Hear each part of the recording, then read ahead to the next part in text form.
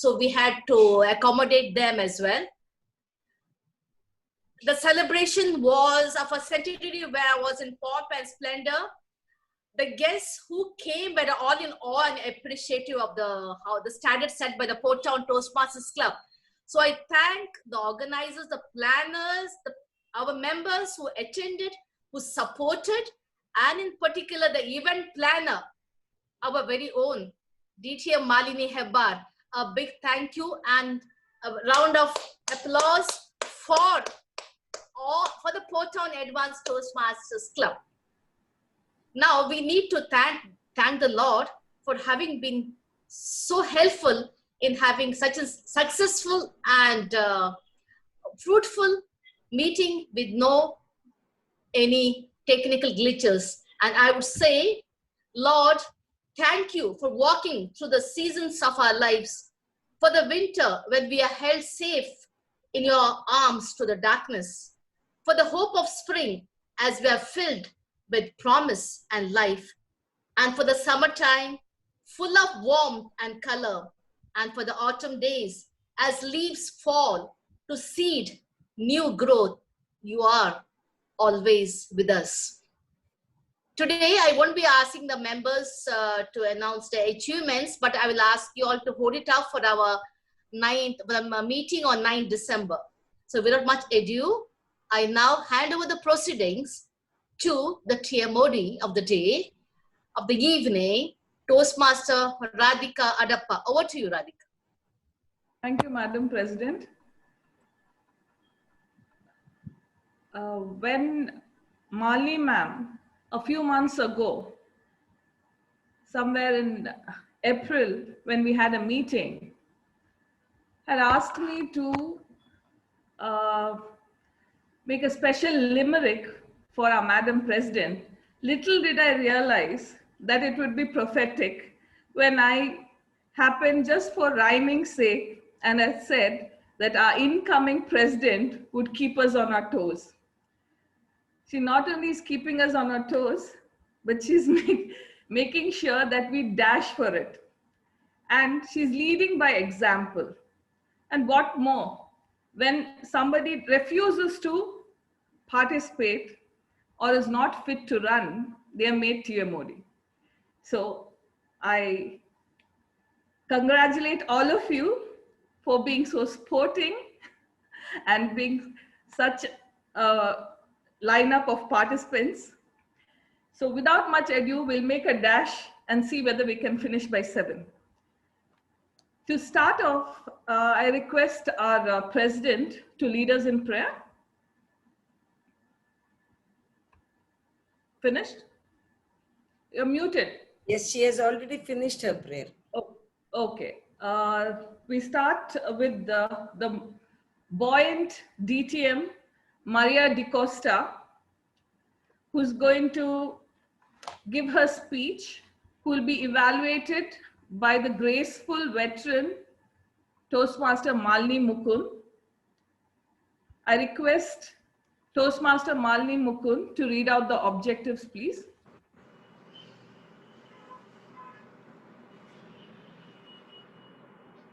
Can you see me? Yes, yes, we can hear you too. Okay. Thank you, Radhika. Phyllis Maria DiCosta is on path motivational strategies, level 3. Her project is to inspire your audience. And time length is 5 to 7 minutes. Thank you, Toastmaster Malini. DTM Maria DiCosta, how many of us would DTM Maria DiCosta?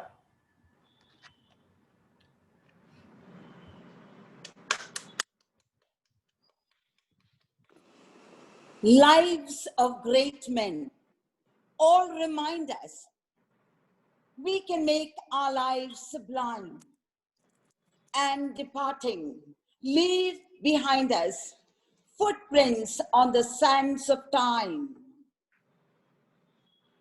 These precious words of the great poet ring in my mind very often.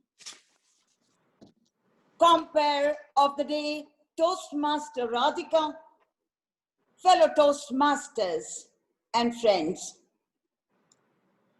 Thandappa was the self-appointed, humble leader of his community in a distant village.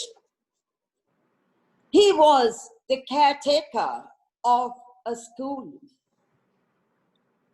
He was the headman too. All that rolled in one. Honest to the core, self-respect was the badge he wore.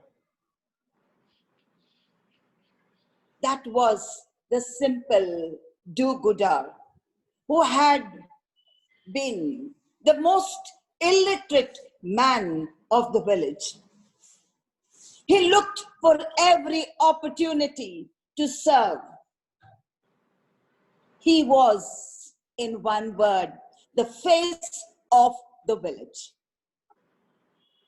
The school he took care of was a thatched shack which could accommodate all the classes, 97 students from class 1 to 7. Simple yet smart, confident to speak. Those students of the school could make a city student blush. And so was Thandappa. Thandappa, though a self-appointed caretaker, was well informed about the happenings of the village. There were 4 teachers who diligently worked with the students. Mrs. Sudha Murthy, the do-gooder, went to the village. She had heard of the school, but not of Thandappa. When she went around, she found that there was only one man there. It was a Sunday. So she met Thandappa, who stayed adjacent to the school. She asked him about the needs of the school and the students there.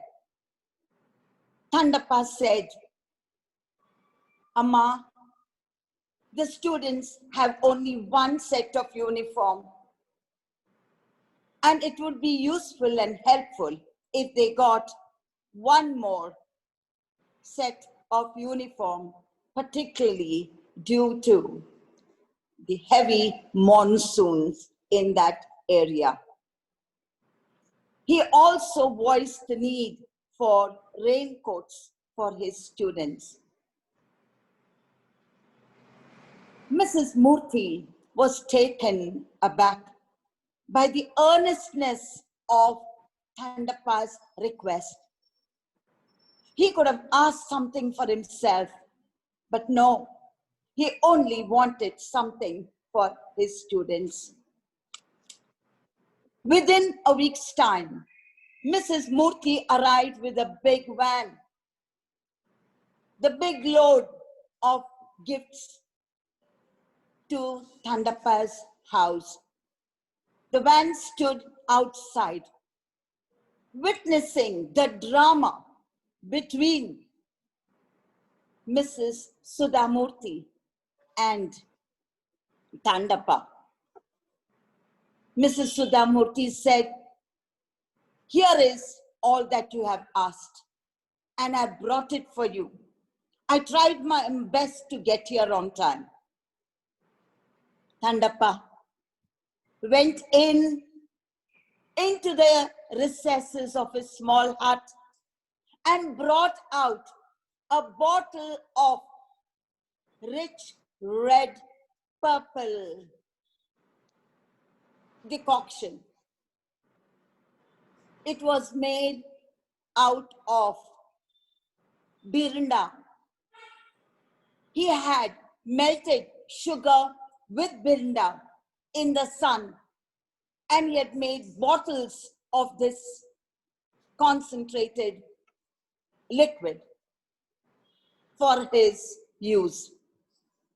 He had nothing else to give. He took that bottle and he offered it to Sudhamurti. Sudhamurti, seeing the poverty of the man, gently refused to take that precious bottle of medicinal contents. And then the Thandapa said, Amma, you have brought us many things, that this is what I have to offer you. She said, keep it for yourself, you will need it. Then he said to her, Amma, if you can't take my bottle, my gift, I cannot accept that load that you have brought in the van for my school children. Mrs. Murthy was shocked and surprised. She was embarrassed to the core. Thandapa told her, Madam, there is a lot of grace in receiving and accepting a gift, however humble it is. Sudhamurti was forced to accept the gift. Lives of great men all remind us, you and I can make our lives sublime, and departing leave behind us footprints on the sands of time. An illiterate Thandapa proved his greatness, and so can you. Over to the Toastmaster.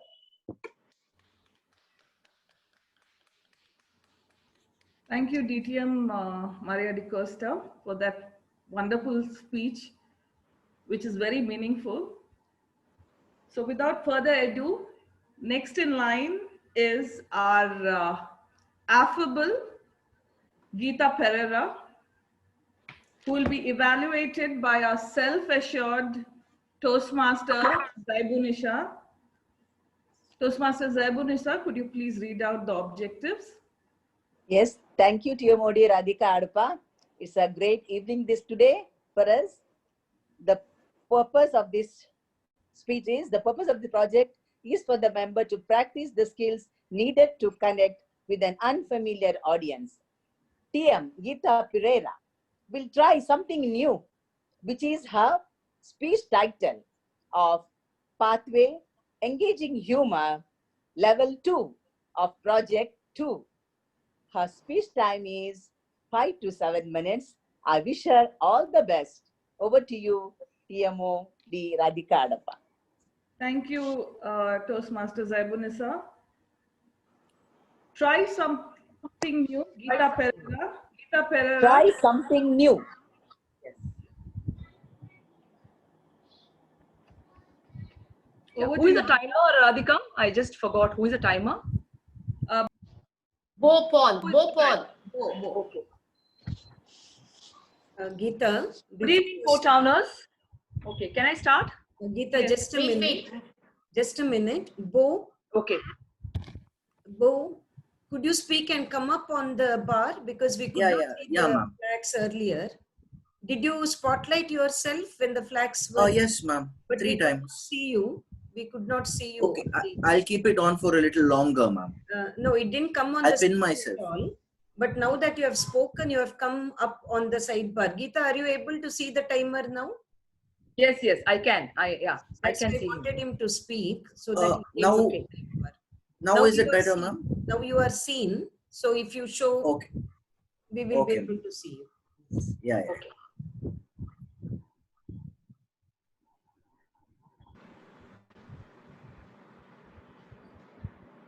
Yeah, ready? Good evening, co-towners and guests. Try something new. Step out of your comfort zone, says Michelle Obama. But that was my mantra 40 years ago. I had not eaten chapati till the age of 10. But when my family moved to Bangalore, my mother got influenced by the North Indian Behenjis and started making chapati and puri. So as a little girl, I would go stand on my toes and peep into the frying pan and watch the flat puri puff up. And it was such a magical moment for me. I would accompany her to the Janata Bazaar, which was located at Sadashiv Nagar, Bangalore. It was as though I was going for the Forum Fizzo Mall during the end of season sale. I would go round the bazaar looking at all the groceries stacked up in the racks. It was such a joyous moment. My mother would buy a big sack of wheat, go home, wash it, dry it, and I was in charge of taking it to the flour mill, which was in the neighborhood.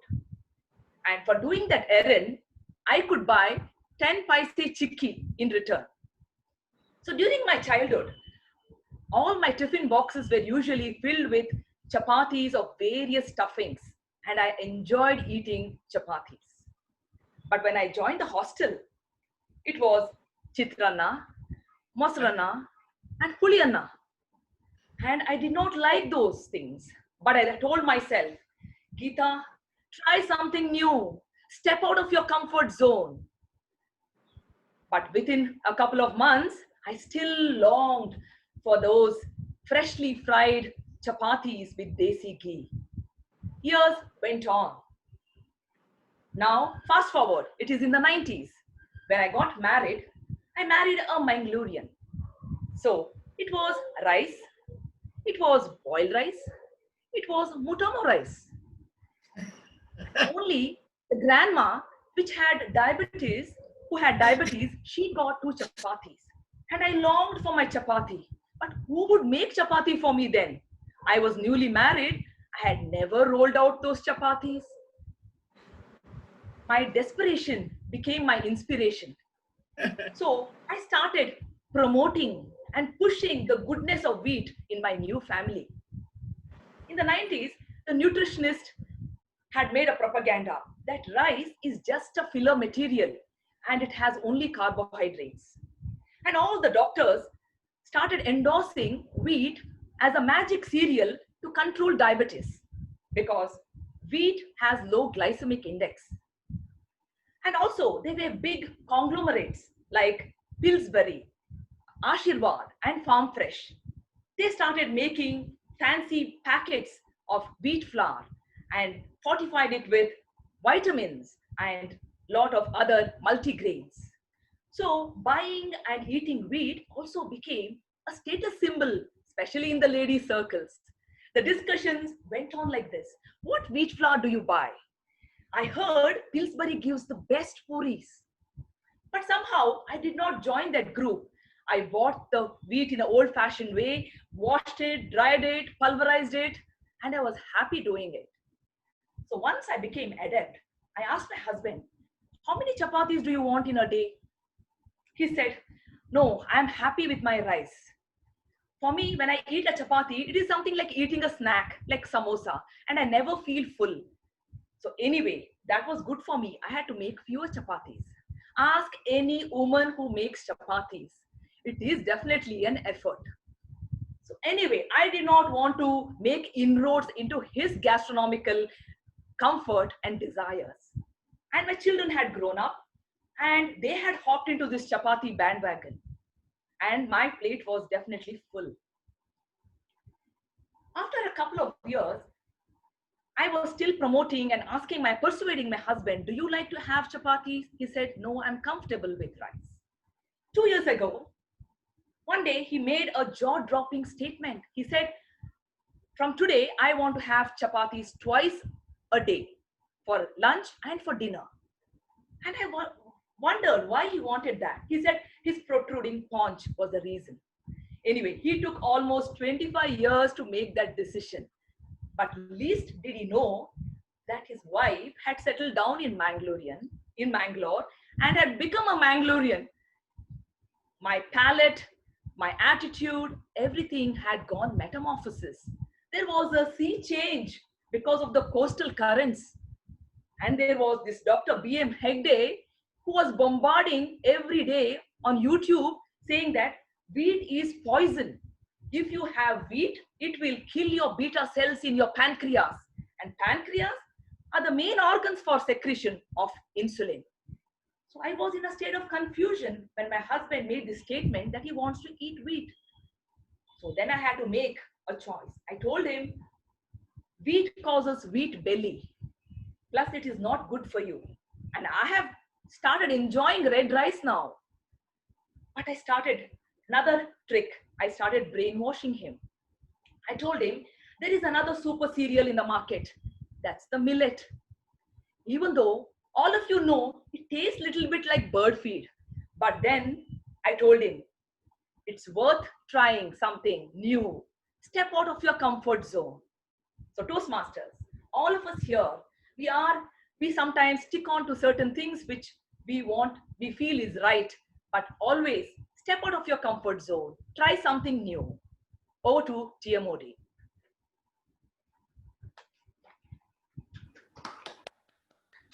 Thank you, Toastmaster Geeta, for that wonderful speech.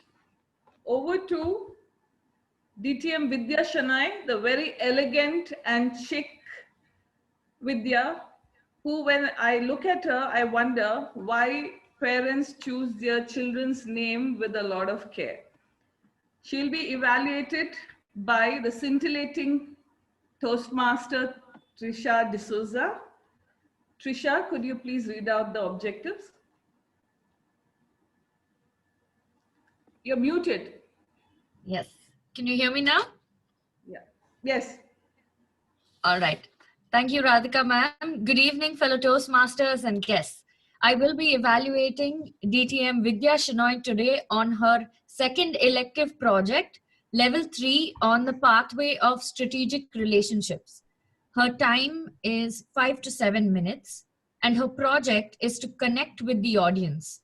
All the best, Vidya ma'am. Over to you, Radhika ma'am. Thank you, Trisha. DTM Vidya Shanai, Dr. Me, DTM Vidya Shanai. Sorry for intervening. I request Bo again to say a line so that he comes on the sidebar. Bo? Yeah, ma'am. I pinned it this time, ma'am, and it did come. No, it doesn't come on the main screen. It was on the side screen only. You are now on the side screen and we can see you. Yes. It's okay, no, ma'am? You are on the side screen because you have spoken. Oh. Yes. Go ahead, Vidya.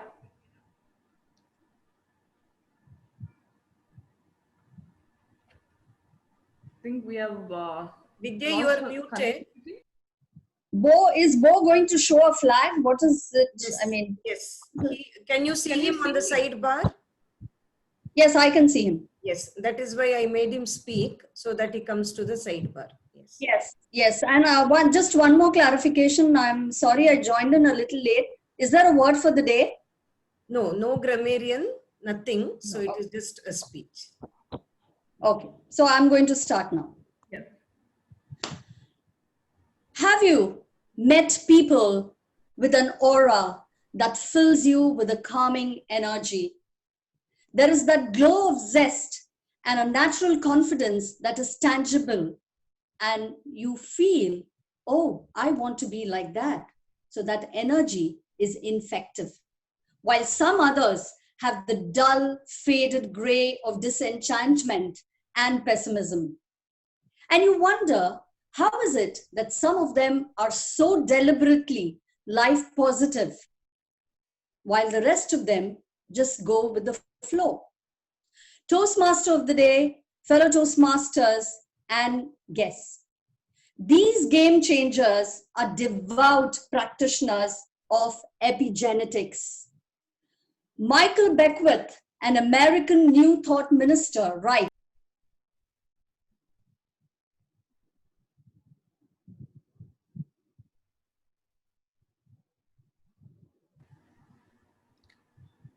Vidya, ma'am. this. the food you eat, the thoughts that you think, the air that you breathe, the feelings that you feel, the exercise that you do, and the lifestyle you lead are all powerfully influencing not merely you, but your genetic expression as well.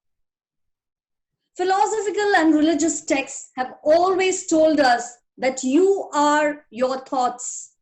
Today, more than ever, behavioral scientists and spiritual teachers alike are discussing how thoughts, beliefs, and emotions impact human health and the ability to heal. Why am I talking of this? You already know it. Well, epigenetics, fellow Toastmasters, especially after the outbreak of the virus, is very, very relevant. So many of us have been affected in unimaginable ways. For some, the deficit may have been financial, for some, spiritual, while for some others, may be emotional. And the need for a positive psychological response is more urgent than ever because the impact or the fallout of the virus is all over us, all around us. The impulse is to give in to fear, panic, and obsessive overthinking, which will engender an epidemic of soul sickness, says the well-known mental health guru, Deepak Chopra. Dating back to the primitive days, while we reacted with a fight or flight response, and that was when we had to fight for food, even before the fire was discovered, the brain produced cortisol, which helped us make the right decisions. Today, that cortisol is released in the brain, even in the most comparatively benign, stressful situations. Overthinking can cause excessive cortisol secretion. Fellow Port Towners, raise your hands if you agree with me that our thoughts are racing constantly, either thinking about the past or worrying about the future, or sometimes both. Yes, and this causes stress, which can lead to or perpetuate illness or disease. Let me share with you a very personal experience. A young cousin of mine lost her 36-year-old husband very tragically 2 years ago. Her immediate response was, what happens if I die? What happens to my 2 3-year-old twin boys? She was gripped with panic. Even driving to college became a very traumatic experience for her because she felt she could suddenly die in an accident and her boys would be orphaned. 4 months after this his tragic demise, she was to present her PhD papers and her viva. She decided not to and decided to shelve 2.5 to 3 years of grueling academic work because she felt she was not up to it. After a few sessions, grief counseling sessions, she decided to give it a try, whatever the counselor had told her. She decided, I am going to doctor me. I am going to take charge of my thoughts and heal my mind and my soul. Fiercely determined and driven by a maternal instinct, all for the sake of her boys, she decided to do what she had to do. And today, she is equipped with a PhD, a renewed sense of commitment to her boys and to life itself, and believes that the greatest gift that she can give her boys is the gift of living a life of purpose. Epigenetics, dear Toastmasters, works. Our mind is the most powerful tool in our body. And Bruce has written a book about the biology of belief, where he tells us what we have always known. that you are your thoughts and you can doctor yourself. Epigenetics is a daily practice. It is like having a bath. It is taking charge of your mind, of your well-being, and providing a winning environment. So from this day onwards and this moment onwards, create your own positive aura. Express and celebrate the divine in you with the way you think, you ideate, you eat, and you live. Epigenetics allows you to literally take charge of your life in your own hands and turn it around. Age no bar, caste no bar, sex no bar, epigenetics bar bar. Madam TMOD. Thank you, DTM Vidya, for reiterating your message loud and clear. Thank you. Next, we have Triple DTM Malini Hebbar, the very enchanting, for lack of words and time, who will be evaluated by the brilliant DTM Urmila Shetty, whose way with words is nothing less than lucid. DTM Urmila ma'am, please read out the objectives. You're muted.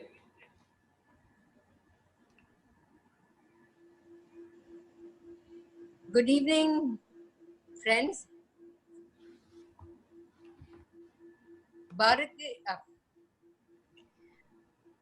has come end of another 5 levels, and therefore she has now to go back from level 1 to level 5 and reflect on her journey. Now, how she's going to do that is something we are looking forward to seeing. So, I'll leave it to the TMOD to call out her title, but here is Malini giving her reflections. Thank you, DTM Urmila ma'am. DTM Malini Hebbar, dynamic or dynamitic? Dynamic or dynamitic, DTM Malini Hebbar. Over to you, Malini ma'am. Go 8, 9, 10, my timing. Okay. Take time to reflect. Pause for a while and reflect. Stop and reflect. See and reflect. Hear and reflect. Think and reflect.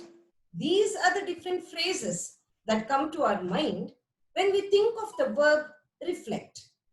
Toastmasters International has put all these concepts into one when it asks us to reflect on the path that we have chosen. On completion of the path, we have to reflect on the particular path that we have chosen. So Toastmasters, here I am trying to share with you the lessons that I learned when I trod the path of dynamic leadership. But before I go to that particular path, let me take a look at the whole program, educational program of Pathways itself, the larger picture. And when I look at this larger picture, I feel the Pathways of Toastmasters follows the laws of nature.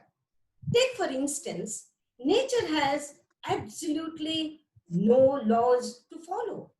It's not bound by any time frame. It's not bound by any rules or regulations.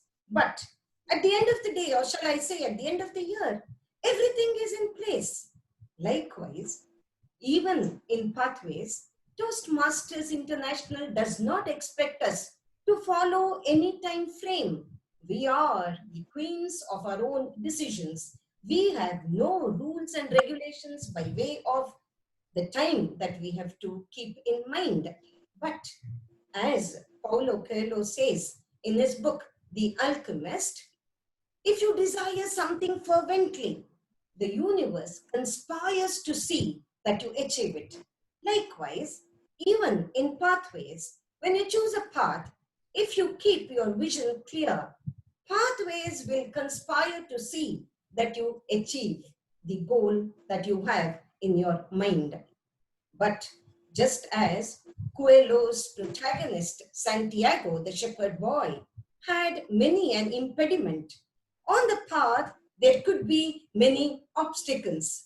That is why I feel it is not dynamic leadership, it is dynamitic leadership, because any concept of leadership is explosive. But it shouldn't matter. To this day, neither mythology nor history has given us a single example of a leader who has gone without criticism. Poll after poll, Abraham Lincoln was considered the most popular president of America. But then John McCain Barr in 2015 came up with the book Loathing Lincoln, the American tradition from the Civil War times to the present times, and it talks about people who loathe Lincoln from 1858 to the present times. We called Gandhi the Mahatma, but Godse assassinated him with the accusation that he led the nation astray. Well, Mother Teresa has been beatified as saint, but there are detractors who say that she tried to convert people. So you see, even when the intentions are noble and selfless, these great leaders could not free themselves of criticism. Then what about ordinary mortals like us? But then it shouldn't really matter. All that we have to tell ourselves, this is the lesson that I learned: when you are complimented, let it not go to your head. When you are criticized, let it not touch your heart. There have been other types of insight as well. Sometimes, let me be frank with you, I have been annoyed with people showing indifference, maybe because of their inability, inefficiency. And then I would sit and think, how do I deal with such people? Then I followed what is called 10 into 10 into 10 principle. And that is, say the same thing 10 times in 10 different ways, so that at least 10% of what you say is remembered by the people who listen to you. Well, if you follow this particular principle, maybe you will be like Abdul Kalam's eagle. Kalam talks about birds and he says, birds take shelter when it rains, but the eagle flies above the cloud and it sees that it is not impeded by rains. So perhaps as leaders, we have to soar like an eagle. And when we soar like an eagle, we have the ability to solve problems. And when it comes to problem solving, I learned a great lesson as I coursed through my path. And that was because in my level 3, I had a particular speech plan which talked about negotiating with people. And as I worked on that particular plan, I came across two beautiful concepts. And the acronyms are ZOPA and BATNA. The acronym ZOPA talks about Zone of Possible Agreement. BATNA speaks about best alternative to the negotiated agreement. What are we talking about? Now you see, usually we think in terms of what we call binary oppositions. Either this or that. Now when we think in terms of binary opposition, when we say either this or that, one is to be a loser. But then, if we decide to take a non-binary approach to problem solving, neither needs to be a loser. Because we can say not either this or that, we can say either this and that. Now that is what is meant by ZOPA, Zone of possible agreement?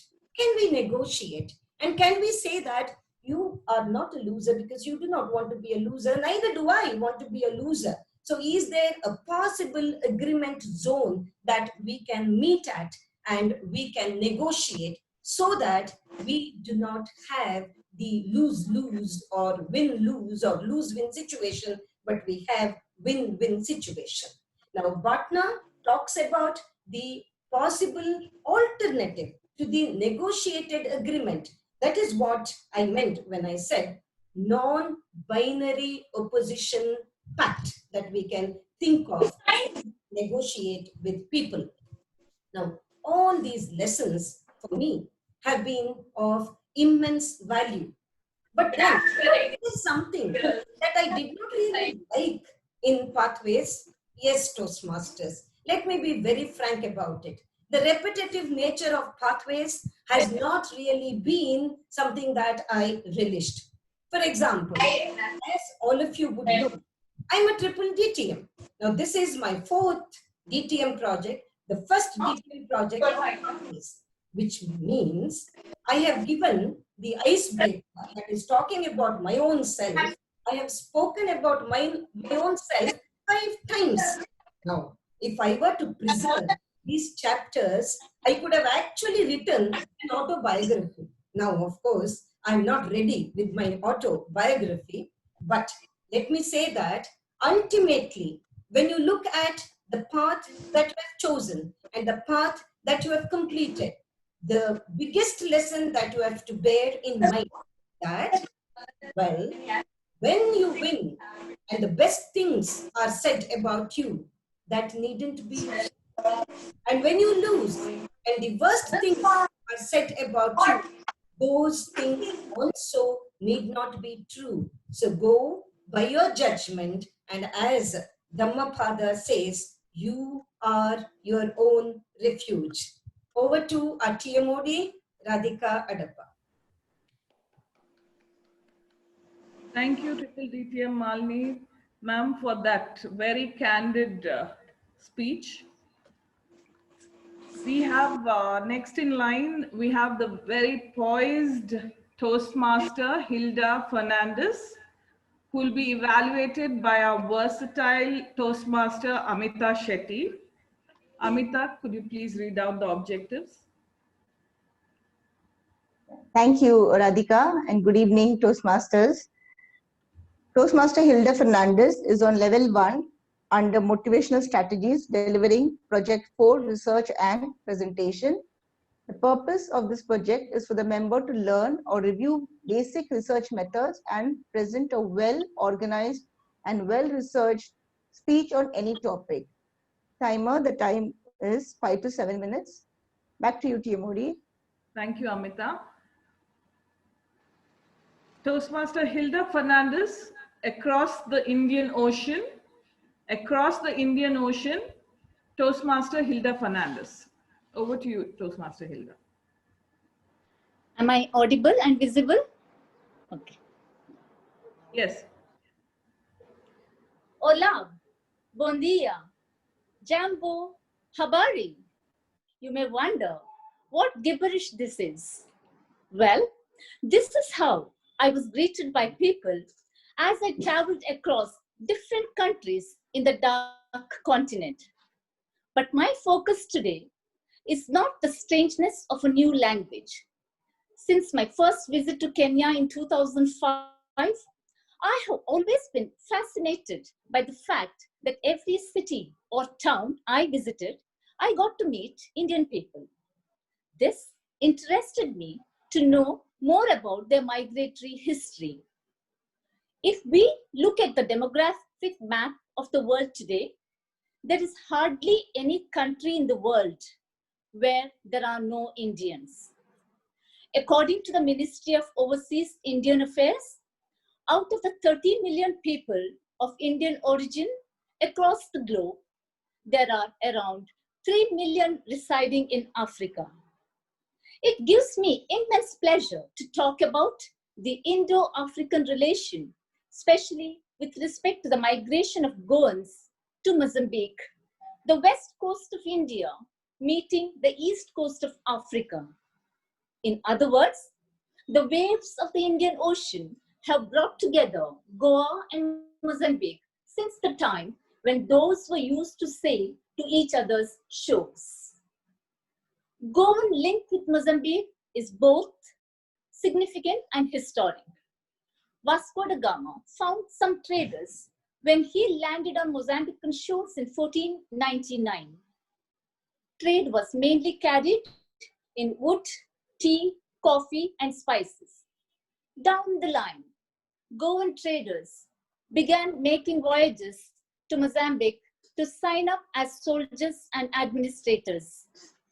At that time, recalls Mr. Francisco Braganza, now about 82 years, they were not yet in the era of aeroplanes, and reaching such distances in groups was by sea, which meant months and months of floating on the Indian Ocean.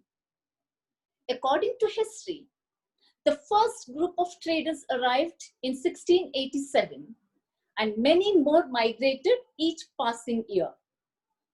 But going back to the past, how did these people understand the locals at that time? Did they speak English, Konkani, Bantu, or sign language? There was an important link. A common language, Portuguese, was facilitated communication. As time passed, people grew increasingly intrigued with one another, and the colorful costumes of Goan women and the practice of mando became an integral part of every celebration. Some of the other similarities I find between Goa and Mozambique are cashew plantation, fenny, and fishing. There lives a big community of Goans in Katem who have remained dedicated to fishing since the arrival of their parents in the beginning of the 20th century.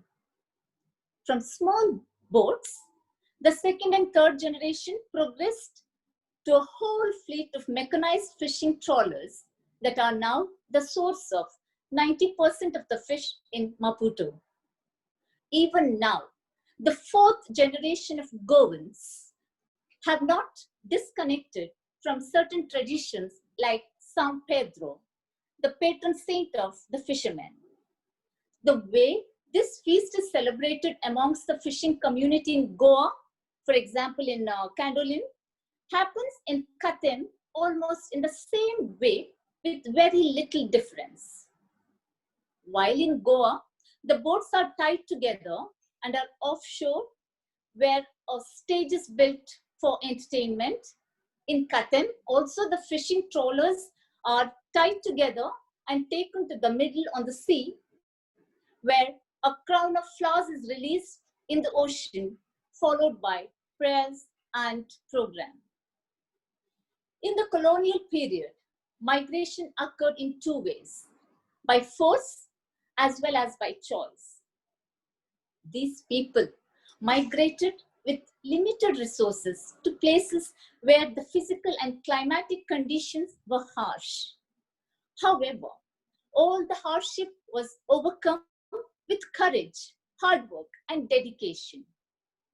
Today, the Goan diaspora in Mozambique is estimated at 25,000. They have been assimilated marvelously into the Mozambican society, yet follow their Goan traditions and culture. Goa and Mozambique will forever linked in the future as well through the fishermen of Katem. Obrigada, Asante, Devarenkuru, and season's greetings to you, dear Toastmasters, from the shores of Maputo to the shores of Mangalore, across the Indian Ocean. Over to you, Toastmaster of the Day. Thank you, Bravo, Toastmaster, bravo. for painting that vivid picture in our minds. We now have the innovatively creative and very elegant Toastmaster, Claudette Narona, who will be evaluated by the gifted Toastmaster, Mahesh Nayak. And if you have, if some of you have missed last year's installation, well, let me tell you, it is fresh in my mind just for the hilarious wit and humor that Mahesh carried the whole show throughout. Over to Mahesh to read out the objectives.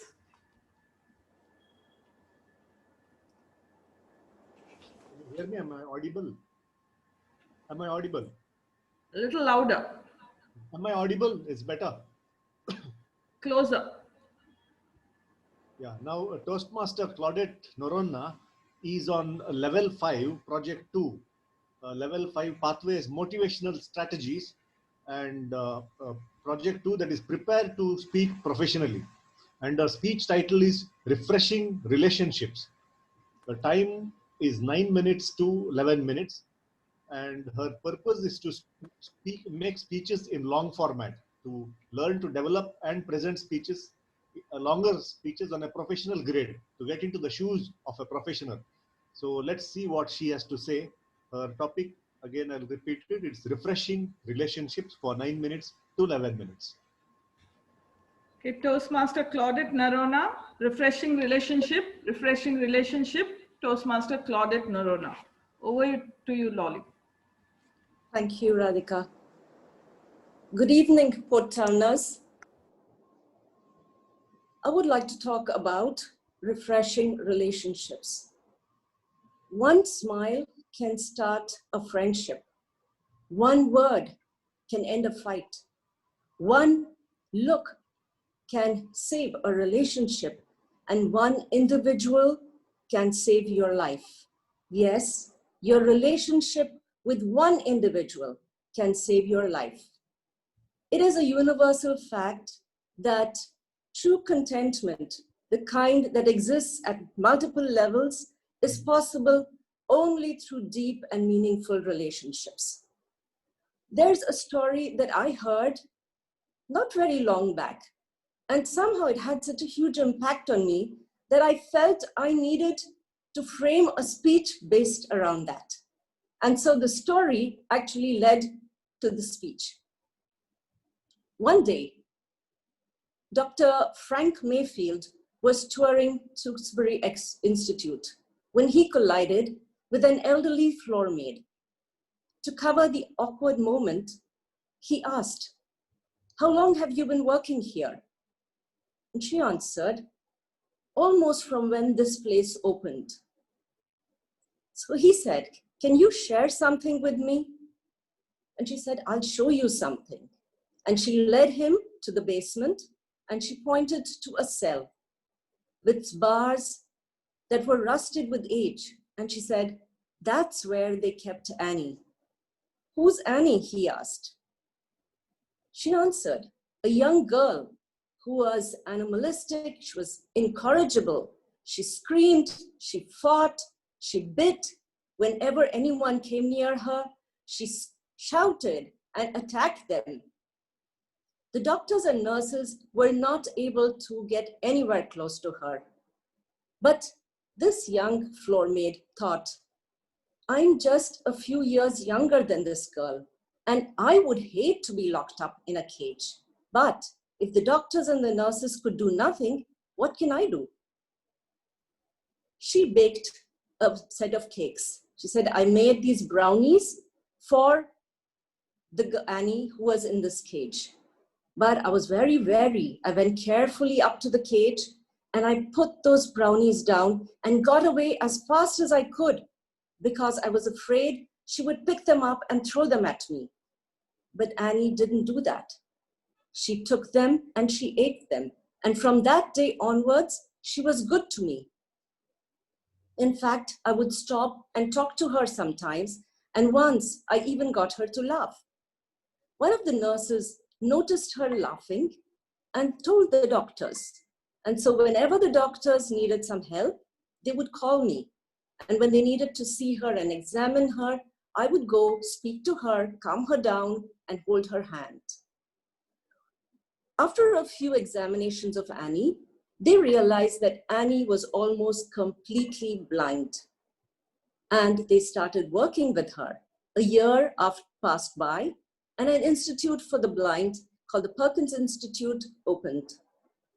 They helped Annie to get into that institute, and there she trained to be a teacher. After Annie had finished her training, she went back to Tewkesbury Institute and asked them what she could do there. Around that time, the director of the institute had received a letter from a man who said that he had a daughter who was blind, and she was deranged, and she was unruly, and she was incorrigible, and she was also deaf. He said, I do not want to put her in an asylum, but please help me find a teacher who can be her companion and who can work with her. And that is how Annie Sullivan, for the very first time, met Helen Keller. And I'm sure all of us, the world over, has heard about Helen Keller and the marvelous impact she had on the blind and on people who have special needs. She was the very first person who passed out of college, the very first blind woman to graduate from college. Between Annie Sullivan and Helen Keller, there was a dyadic relationship that lasted a lifetime. When Helen Keller was nominated for the Nobel Peace Prize, she was asked, who had the greatest impact on her life? And she answered, my teacher, Annie Sullivan, had the greatest impact on my life. And Annie Sullivan, always the teacher, corrected her and said, no, Helen, it was not me, but a young floor maid who decided to be kind to me and changed both our lives. From this story, which is so meaningful, you can gather, just like I did, that relationships make all the difference to a person's life. Do you think there would have been an Annie Sullivan without that floor maid, or a Helen Keller without Annie Sullivan? I'm sure the answer to both those questions is no. So for that reason, I'm going to share some factors that contribute to making a relationship deeper and more meaningful. And I hope as they probably will help me, they help all of us too. The very first one is to be able to take a hit, to take the blame for a wrongdoing by someone else, by your friend. And that is very, very hard to do, but by far has the greatest impact on a relationship and deepens it and cements it perhaps for a lifetime. I do recall when I was a little child that my elder sister and brother would sometimes fight. My eldest sister was the eldest, followed by my elder brother. And whenever the fight reached a point where my mother needed to intervene, she would stop them and say, now who started the fight? And my sister almost invariably said, oh, we started it together. Though all of us knew that my brother, with his extra energy and his exuberance and rowdy behavior, probably was the one who started it. To this day, she jokingly says that my brother follows her even from one city to another because he can't stay away from her. The second point is that deepens relationships is that you need to step in and help even before the help is asked for. And very often amongst friends, you know the situation. So just make an offer that is not just to help, but also that is specific to the situation. I recall when I had an appendectomy, a friend of mine called me and said, you know, if you need someone to stay in the hospital with you when your husband is busy at work, please call me. I did end up calling her, and she came. She wasn't a very close friend, but she came and spent some time with me. And since that day, our friendship has deepened to a point where we are so close to each other. I'm going to move on to the next point, where sometimes in a relationship, whether it's between a student and a teacher or friends, a question is asked, but actually the answer that is wanted is completely different. For instance, a college student will approach his professor and say, what subjects do you think I should take for my undergrad studies? And the college professor, having known the child, might just realize that what he is asking is like, what should be my career path? What do you think I have an aptitude for? And if that professor has the insight to see it and sense it, he is going to end up being someone who leaves an indelible mark on that student. Another one is step back. Sometimes in relationships, we have to develop an instinct for whether the person who's saying something, the friend is saying something in a joking manner or is serious about it. Step back, be sensitive to the situation and respond accordingly. We need to think of others. Only in a deep relationship will you have people who are concerned, more concerned about the other person than themselves. And they will compliment and praise the person for every little act of effort or, accolades that the person has achieved. I'm going to give PTAT as a perfect example. Every time somebody does something or receives an extra certificate or performs well somewhere else or even in the club, everybody's cheering them on and saying, wow, you did so well. There's nothing like that that makes you feel so flattered. And when the compliment is sincere, it makes it a difference to you. You feel boosted up, your confidence increases. Sometimes, just like we need to step in and help, we need to step back. We need to apologize. We need to step back and say, like, I need to apologize for something I have done. You might not necessarily be the one at fault, but in a relationship that matters, sometimes just apologize and see that the relationship does not suffer. And give more, be more generous. The more you give, the more you get. Don't ever forget that. I know I find that happening. When you give something, you get doubly in return. In offices, sometimes people tend to underestimate a junior person, and I don't think that's a good idea. A manager who gives as much importance to the message as the messenger is going to be a person who does extremely well and has a great relationship with his employees. And finally, not necessarily all relationships need to be deep or very meaningful. Even the small ones make a difference to our lives. They all add value to our lives and enhance and transform the moment.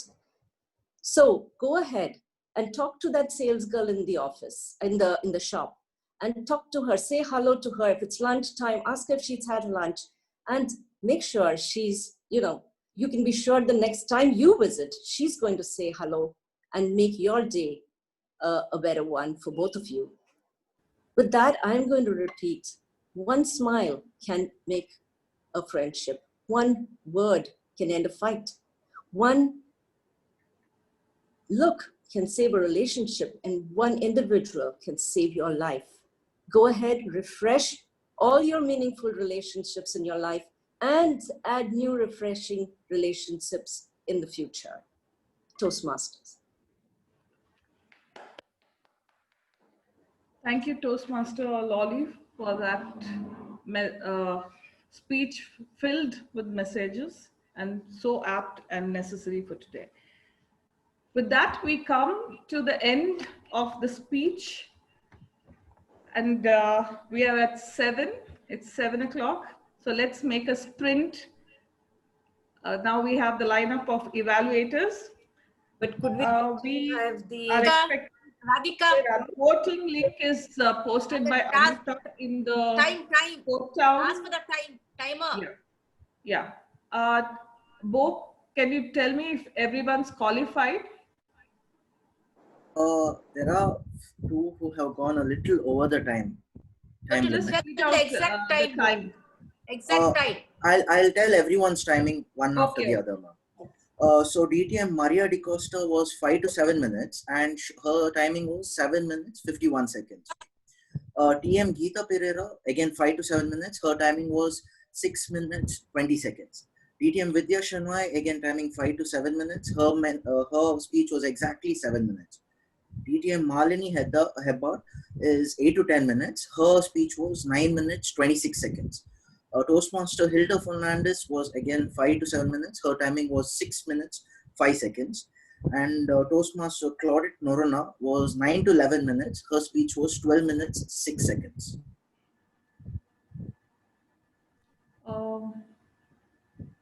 Were you all able to pin the timer? Those was overshot time.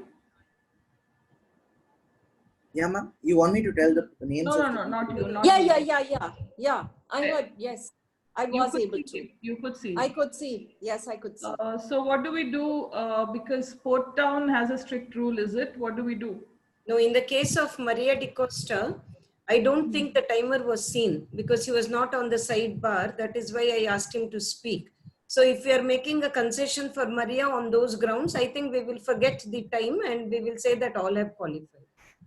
Okay, then all are qualified. Even So the voting link is in the Port Town group. Amita sent it. Please vote for the best speaker. We have the lineup of evaluators. Radhika, could we also have the picture, Radhika? Oh, the Gallery group picture? Of yeah, the... Amita, could you please help me with that? A group picture? I can take it. Sure. I request Okay. all to come on camera.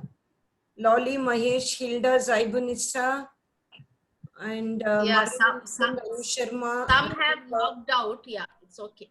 All of you, please switch on your camera. Yes, Mahesh. Yes, Zaibunissa, Anu Sharma, Radhika. That is one extra one, I think. Yes. Yeah. Anu Sharma, should we wait for you? Yes. Anu must be a little busy, Malini. So I will, Rita, could I request you to sit so that I can take the picture? Yes. Smile, please. Should I click, ma'am, or you're clicking? Amita, remove your specs. I can't see them. Okay, I've taken. Thank you, ma'am. Yeah, thank you. Thank you. Please vote for the best speaker. And we'll go on with the evaluation.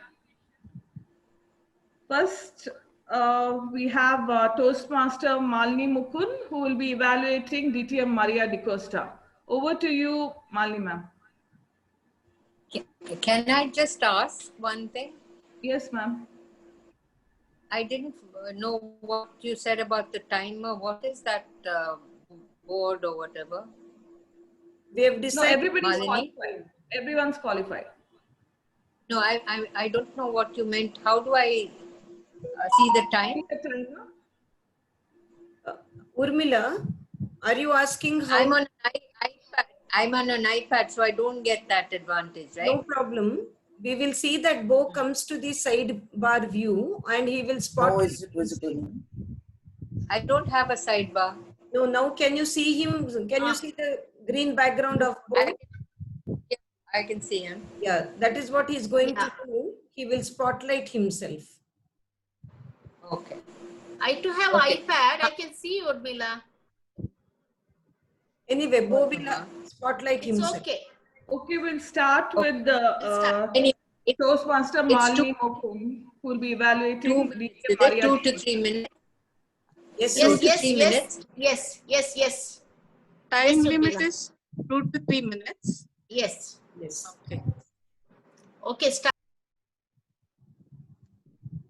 Phyllis Maria de Costa, your speech was speech built enthusiasm among the audience with your quote, a great quote, leaving footprints in the sands of time.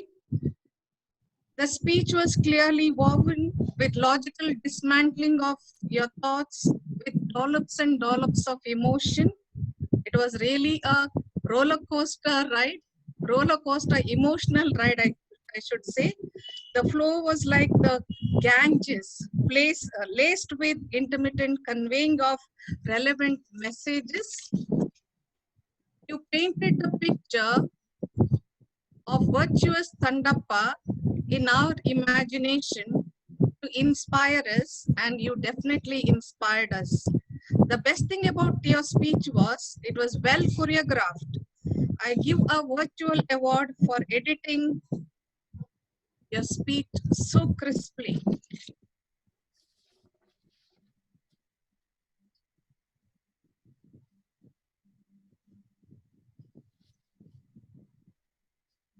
This virtual meeting was an opportunity to evaluate Phyllis. I found an opportune occasion to share a learning experience, learning from an erudite set of people, the teacher and the taught.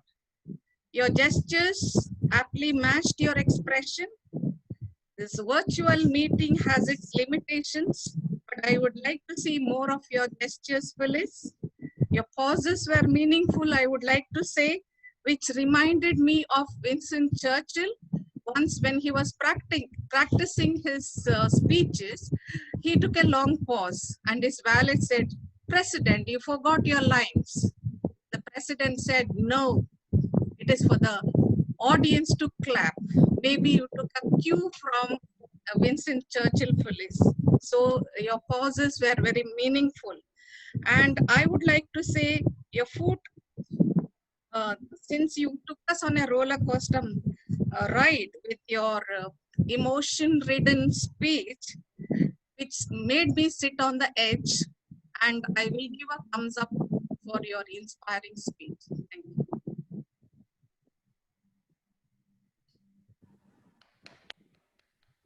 Thank you, Toastmaster Malini Mukund, for that wonderful evaluation. We have Toastmaster Zaibunisa next, evaluating Toastmaster Geeta Pereira. Hi.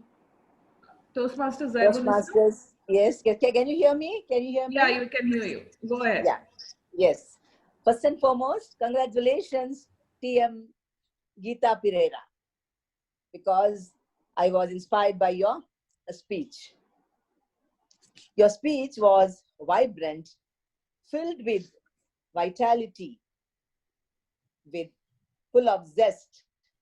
You were clear and confident, well prepared, with proper pauses and tonal variation with the flow.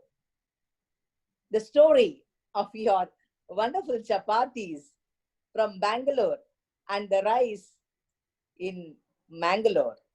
So really, it made me also, because it was something familiar.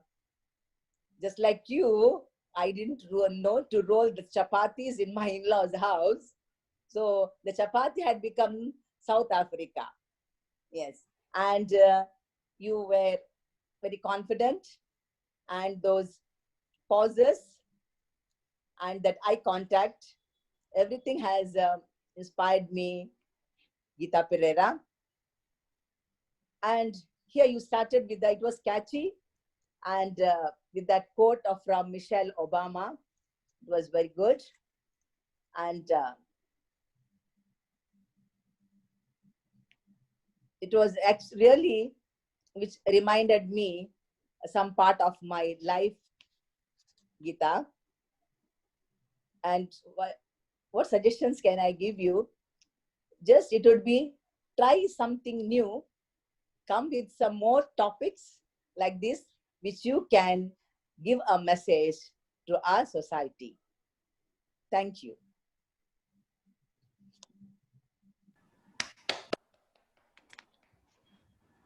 Who would have said that was a debutante performance?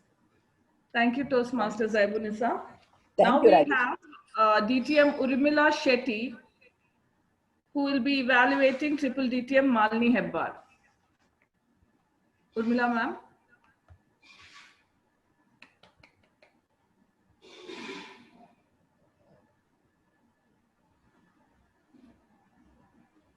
You're muted. You're muted.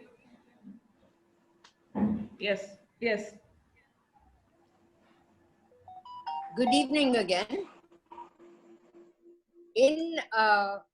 evaluating Malini, I found that the dynamics of the speech matched the dynamics of the dynamism of the person. And therefore, it was, in that respect, a very successful report on all that she learned on the way through her fourth journey through the Pathways program.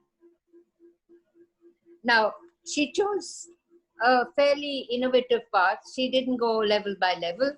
She told us maybe what she learned, the lessons that maybe she absorbed along the way.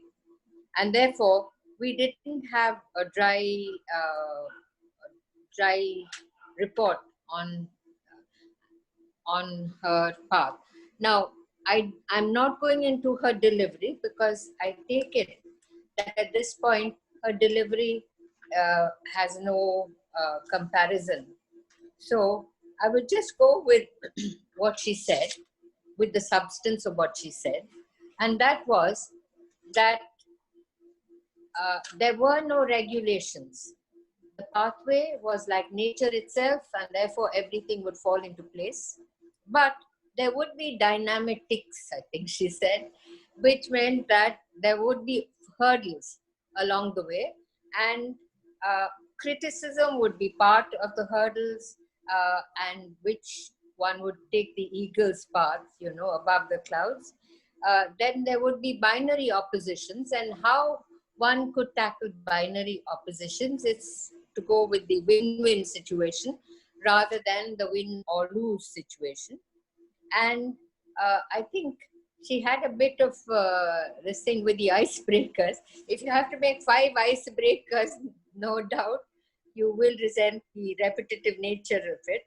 But like Priyanka Chopra, maybe Malini could knit them into a memoir, because if Priyanka can do it at 40 something, I'm sure Malini can do it at 60. So I think, as Malini said at the end, with all this, she said, you are your own refuge. And I think, Malini, with 4 DTMs behind you, you can take refuge in your incomparable skills and move, I think, beyond pathways to a path less traveled as an accredited speaker, a professional speaker. Thank you. Thank you, DTM Urmila, for that wonderful evaluation. We now have Toastmaster Amita Shetty, who will be evaluating Toastmaster Hilda Fernandez. Over to you, Amita.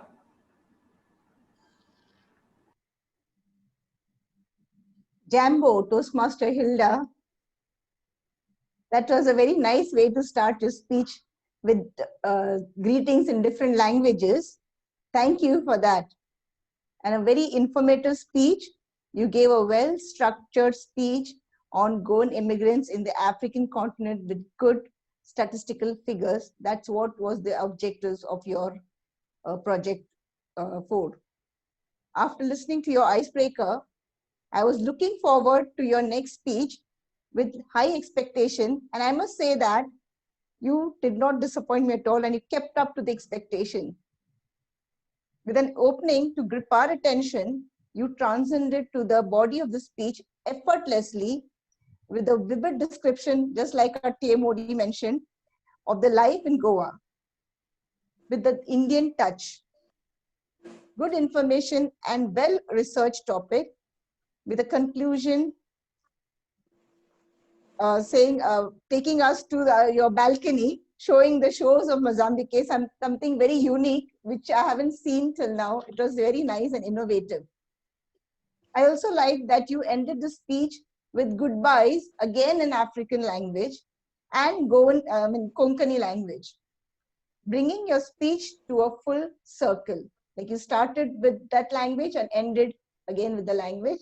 That's very good. That on your second speech. Excellent, Hilda.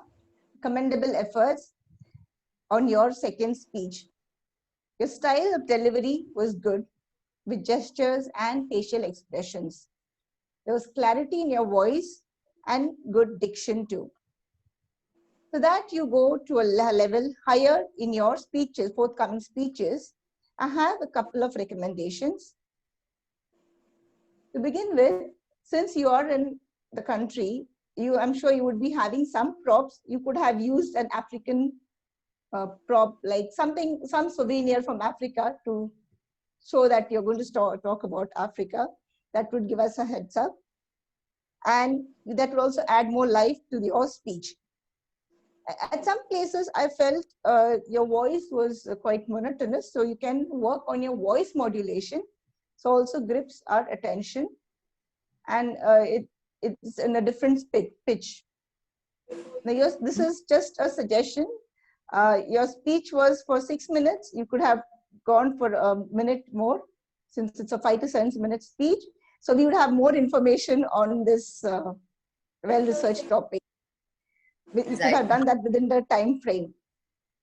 The Toastmaster Hilda, I really enjoyed your speech from the comforts of my dining house. You gave us a good description of the African country.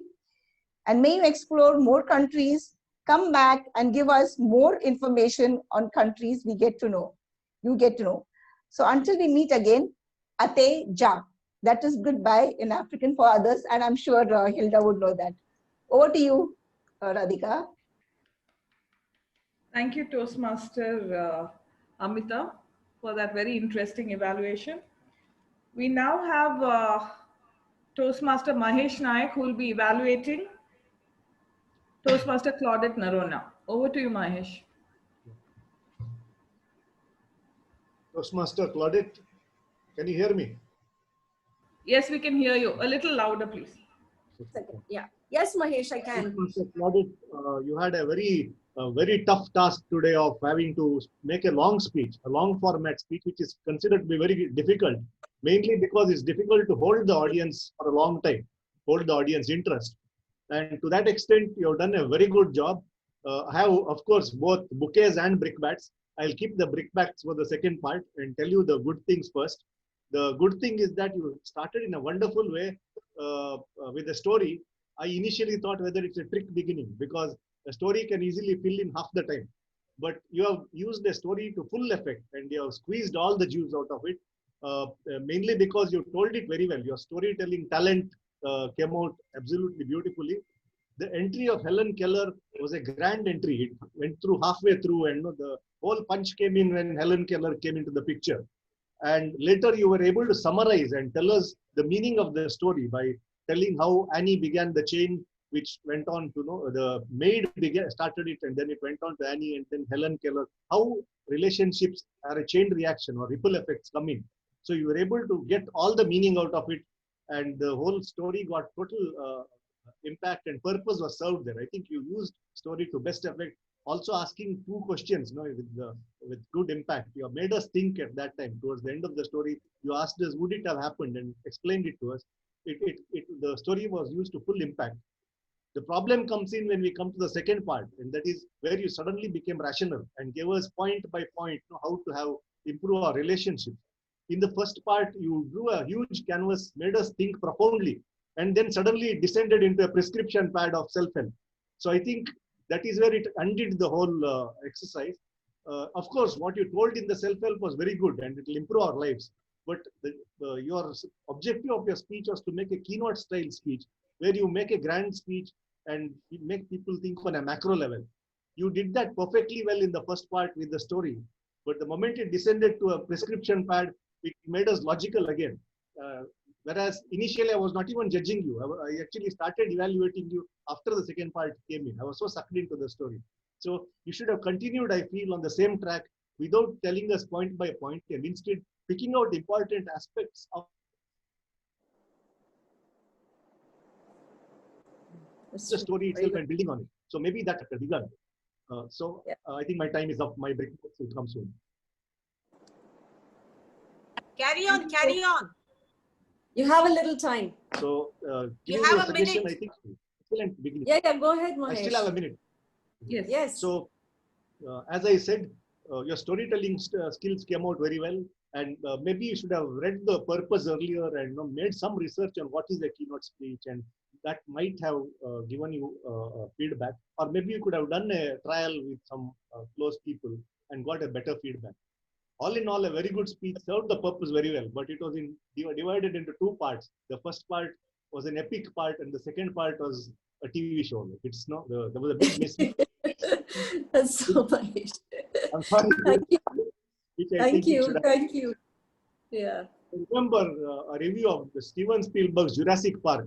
No, the first half of the movie was amazing dinosaurs and everybody was spellbound. It's a monster movie, and when I heard your speech, I got that to mind.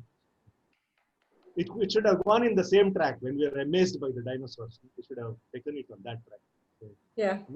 Thank you, Toastmaster Mahesh, for that very valuable suggestions. I'm sure Lolly really appreciates it. Now, please, in a minute, there will be a voting link for the evaluators too. Radhika, Trisha hasn't evaluated. Oh, sorry. Trisha. Very sorry about that. No problem. We next have Toastmaster Trisha, who will be evaluating Vidya Shanai. Toastmaster Vidya Shanai. Good evening, dear Toastmasters and guests. I am humbled to be evaluating DTM Vidya Shenoy today. As a well-established member in Toastmasters, you never fail to amaze us with your poise and manner of delivery and underlying expression in every sentence. Dr. Me, the title that brews interest with the story and the perspective that you had. And it kept us guessing till the very end. But going back to the beginning, your project was to connect with the audience. And you connected with us on a subject that is the need of the hour, being positive in life. How? As a person who understands the practical more than the literal, you have questioned the statements sometimes that are made so lightly. Just be positive, think good thoughts, but it's a fight. It's a fight that we're all struggling with more than ever in the present. Adding to it, you spoke of good energy and its enemy, pessimism. Epigenetics will be a common feature in all of our search engines today, I'm sure, as you extracted the push that we needed to know that we're not alone. I was so interested that my head tilted and I had to snap myself out of it to take notes. Dr. Me is a phrase that I see catching on so quick as you used a personal example to support it and to be your own healer. They say that only you can save you, but ma'am, you describe life, our environment, the people around us, and that the fight is not to be fought alone, but to share individual awareness and share our struggles together. The last of it that really meant a lot was the way you said winning environment and divine in you. There is pessimism, negativity, disturbing aura, but you reached out to say that the divine in you will create a favorable winning environment, and I think that's beautiful. I think out of all of it, the only suggestion that I would have is to probably keep the device steady, because while we were so intently listening to you, it was a little disturbing to see the screen move a little bit. Thank you so much for your message, ma'am. It was really great, and I'm looking forward to do more research on it and to keep on saying, yes, it's you, and we'll do better, and we'll do great, and come out of this pandemic grown to be stronger and sharper and everything that Horlicks talks about. So kudos to you, and thank you so much for that message, ma'am. Thank you, Trisha. Thank you, Trisha. Now, we should thank our president for picking and selecting all these debutant PTAT members. Surprising package and a wonderful one too. Okay, so with that, we have come to the end. I want to thank Trisha for making that poster, so that creative poster. Thank you, Trisha. And Bo for supporting us with the timer, and of course, Malini ma'am, who's the host. Bo, could you Radhika? tell me if Yeah. they've qualified? The evaluators? Yeah, I'll go one at a time. Yeah, just go through the. So Toastmaster Malini Mukund was 2 minutes 25 seconds. Okay. Toastmaster Zaibunissa was 1 minute 46 seconds. Toastmaster Trisha D'Souza was 2 minutes 31. DTM Urmila Shetty was 3 minutes exact. Toastmaster Amita Shetty was 3 minutes 15. But there's a little confusion with Toastmaster Mahesh Naik. He stopped for the first time at 2 minutes 46, where he was confused about whether or not his time had finished. Then again at 3:26, Toastmaster Claudette Norona started interacting with him. So I don't know if that's where he stopped. And he stopped talking at 3 minutes 36. Okay, that is finally, is it? Finally. Yes, finally stopped talking at 3 minutes. Okay, 36. I think we will qualify because we qualify the speakers too. So we qualify everybody. If Please I could vote. just say a word, in Bangalore Toastmasters, the timer is appointed so that speakers know what the time taken is. But they've stopped disqualifying because of the Zoom platform problems. Because they feel that speakers find it very difficult to see the timer and all that. So I think our strict rule that, even if they exceed by a few seconds and all that, maybe we'll have to overlook. Yes. No, I mean, we'll have to decide the next meeting whether we can. The voting link is sent on the Poton group. Radhika announce. Yeah. Please vote for the best evaluator. It's at our in our main group. Now, to whom does the vote go now? Who is checking it out? I am. Anvesh, ma'am. Oh, that Anvesh will Amita be will be checking. checking. Okay. I'm in touch with Anvesh. Okay.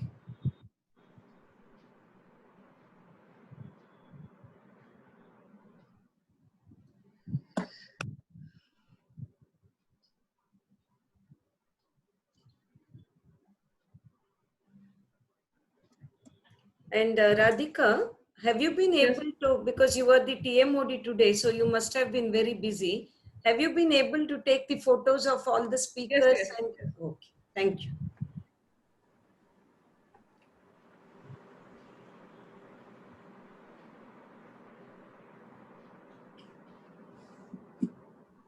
So has everyone Yes, voted? Radhika, you can. Has everyone voted? You can hand over to me. Yeah, over to the, thank you. It was really wonderful and a little stress-free for me. So thank you, President. Over to Lyra, Anvesh will give the results, and I hope everyone has voted. He's just reaching in 2 minutes. Yes, Amit. I'll just speak a little. Thank you, Tia Modi, for having obliged to be the Toastmaster of the day. I know you have no other option, as you already explained to us. But even though we were a small number, look at the array of speakers and the evaluation, and the debutant evaluators were so impressive and mesmerizing. So congratulations, I would say, to all the speakers, to all the evaluators. In fact, it was one of the best meeting, even though we have a small number. At one time we were 22, but now we have come to 17. Doesn't matter. Just waiting. The results have not yet come. So Malini, what shall I do? Shall I adjourn the meeting or wait until the results come? I think it will be here in a minute, I think. Let's see. Yeah, he would. Yes, it's okay. He has to reach home and then send it. In the meantime, I would say that my next meeting is on the 9th of December, and on the 14th is the active sister joint meeting. But today I asked the president of Kerala Advance to send me the list of functionaries from our club. And she said, because today they have a meeting and she will post it tomorrow. So tomorrow I will, once I get the list, I think I'll put it on the group, and whoever is interested could be the Lyra, functionaries. Yes. Lyra, Bo Yes. apologizes for his inefficiency on the chat box as timer, but we must tell him that he did very well. So, Bo, I don't know why you apologize. There was a time when I was the timer, I did not even know how to fix the virtual background, and I had sat here with my tea coasters, putting the tea coaster against my face. Yeah. To show the flag. Malini, Bo is such a person, is very apologetic. Bo, you do not have to be, he's too sweet. Bo, you have to survive in this world. Don't be too sweet. Be tough. Trisha, what do you say? Yes, exactly. I was very upset when he sent that message. Yeah. Thank you for assisting us. You've done a great job. Bo, and what I appreciate of Bo is, I would like to tell the Port Towners, other day I asked Bo to be an evaluator at Bangalore Storytellers. I just asked him, and he readily accepted, and he was evaluated. Who will say a month-old member of Port Town had the courage to go and evaluate a club in Bangalore. So, Bo, we are highly appreciative of you. Do not be apologetic, okay? Our youngsters are really ruling. I must say, I have no words to explain. I always tell this to Tisha. You're my inspiration. All Zaibu, everybody. Youngsters, I will start my fight with Trisha again. No, Malini. I need to apologize to Trisha for that. Fight with each other. Sorry, Trisha, for putting you under It's okay, ma'am. I think the pretend fight that started with Mali ma'am during the meeting is going to continue for a while now. So Trisha, yeah, the one, Malini, yes, the one of the speech results have come. The speaker, the best speaker of the speech sector, there's a tie between Malini Hebar and our another debutant, not a debutant today, but a new member, Hilda Fernandez, across the seas. Lyra. And Malini, congratulations. Lyra, you can say mentor and mentee. yes, Mali. I was about to say that, but then you robbed my words. Yes, the mentor and the mentee. Faithfully yours. Congratulations. And the best evaluator is none other than our, what can I say? Wordsmith, the wordsmith, Urmila, DTM Urmila Shetty. Congratulations.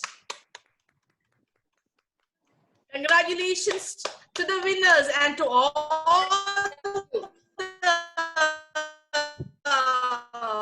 fighters and speakers. Everybody was Malbukun, you two are my winner.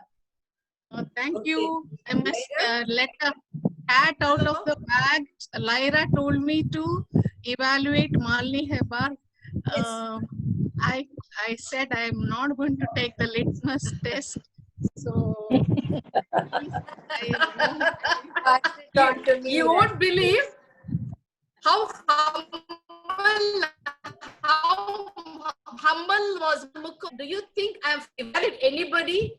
And can you believe Mal Mukund is not possible for you, Mal Mukund, to evaluate? When this young, I told her, when the young debutant can evaluate, why can't you, with such a great personality like you, evaluate? Just say that, tell that also, Mal. You're saying great speaker like Malini Hebar, I said. While it's a pleasure to have Urmila as my evaluator, Malini, next time it should be Malini from Malini to Malini. And I must say, Urmila's evaluation is before the speech, not evaluation, her guidance is even before. And as I spoke, Urmila, at one point of time, I remembered that I broke your rule of contraction. Urmila gave me the guidance. This is for the reference of all. That one of my weaknesses is that I don't contract. That is, I say I will, I have, instead of saying I have, I can't even say that. So that was the suggestion she had given me. And as I spoke, I realized at one point, but I didn't stop and correct myself, but I remembered. Malini, shall I adjourn the meeting and we'll talk later? Yes, you can. And yes. I will also stop recording, I think. Yes, Malini. So with this, I adjourn the meeting. Thank you, one and all. Thank you, being a Raida. part Thank you. and, of this special meeting. Thank you. Thank you, Thank you, everyone. I'll post the pictures tomorrow. It was a wonderful Yes, Radhika. We understand she's busy. Doesn't matter. No hurry. Very sorry. Yeah. Bye. You're preoccupied. That's the reason you missed out. Doesn't matter. Stop the recording now. Yes, Mali. Now we can.